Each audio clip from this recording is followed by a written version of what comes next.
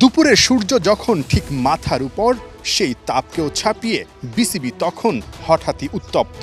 গরম খবর, আবারও ক্রিকেট বোর্ডে অভিযানে দুর্নীতি দমন কমিশন দুদক। কমিশনের 4 কর্মকর্তা মূল ভবনে অনুসন্ধানে ব্যস্ত। খবর পেয়ে তড়িঘড়ি করে বোর্ডে ছুটে আসলেন CEO Nizamuddin Chowdhury Sujan. Board president Faruk Ahmed আসলেন তারও 2 ঘন্টা পর। চোখে মুখে হতাশার ছাপ স্পষ্ট। সাম্প্রতিক সময়ে বিসিবি বসকে নিয়ে নানা খবরে মিডিয়া উত্তপ্ত, যার মধ্যে বিসিবির ফান্ড ট্রান্সফার ইস্যু সবচেয়ে আলোচিত। দুদক কি সেই অনুসন্ধানে এসেছিল? কোনো গরমিল কি পাওয়া গেল? আপনারা রিসেন্ট একটা নিউজ দেখেছেন যে অ্যাকাউন্ট ট্রান্সফার হয়েছে, অ্যাকাউন্টের টাকা ট্রান্সফার হয়েছে ব্যাংক থেকে। সেই সংক্রান্ত রেকর্ডপত্র আমরা সংগ্রহ করেছি। যতটুকু জানতে পেরেছি, তাদের গঠনতন্ত্র অনুযায়ী যেই সিগনেটরিগুলো থাকে তাদের সিগনেচারেই এই ট্রান্সফার করা হয়েছে। তাদের ব্যাখ্যা অনুযায়ী যে এখানে যেই রিস্ক জোন ব্যাংকগুলো ভাগ করা হলো, ক্যাটাগরাইজ করা হলো, সেখানে তারা যেটাকে মনে করেছে অধিক নিরাপদ সেখানেই ট্রান্সফার করেছে। এই বিষয়টা আমাদের কাছে তাদের ব্যাখ্যা ছিল। আমরা এই বিষয়ে রেকর্ডপত্রগুলো আরও সংগ্রহ করেছি এবং আমরা প্রেসিডেন্টের সাথে কথা বলবো। সেই রেকর্ডপত্রগুলো আমরা আরও যাচাই বাছাই করে আমাদের রিপোর্ট দাখিল করব। প্রথম অভিযানের 1 মাস পর আবারও কেন বিসিবিতে দুদক? সব অভিযোগই কি নতুন, নাকি পুরনো অভিযোগের অনুসন্ধানে 4 কর্মকর্তার আগমন? আচ্ছা, এর আগের যে বিষয়টা ছিল সেই অভিযোগটা আরেকটা টিম হ্যান্ডেল করছে।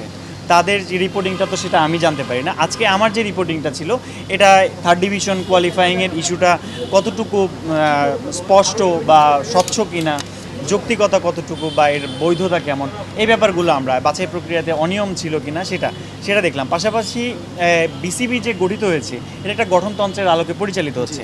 সেই গঠনতন্ত্রটাকে কতটুকু বৈধ বা কতটুকু সিদ্ধ সেই ব্যাপারটা আমরা আজকে পর্যালোচনা করেছি। আমাদের কাছে অভিযোগ ছিল যে গঠনতন্ত্রে কিছু অ্যানোমালিজ আছে, আমরা সেই ব্যাপারটা দেখেছি। প্রায় 4 ঘন্টা ধরে চলা অভিযান শেষ হয় বিকেল 4টার পর।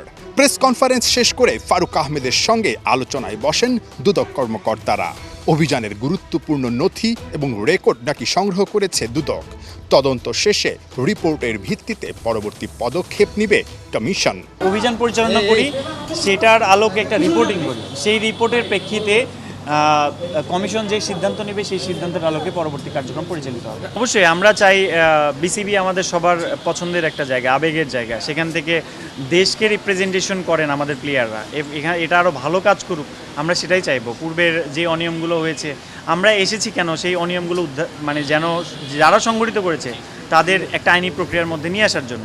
বিসিবিতে আগে যা কখনো হয়নি, 1 মাসের ব্যবধানে তা দ্বিতীয়বার ঘটল।